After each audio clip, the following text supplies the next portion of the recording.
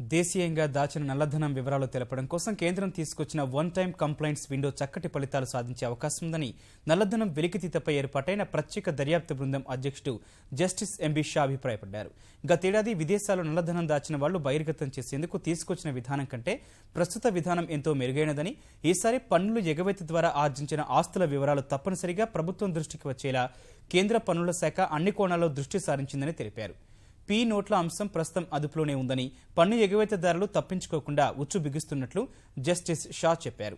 Stock మార్కెట్ల ద్వారా జరుగుతున్న నల్లధన ప్రవాహాన్ని అడ్డుకట్ట వేసేందుకు ప్రతి ఒక్కరి వివరాలు సెబీ నమోదు చేయాలని గతేడాది సిట్ సూచించింది.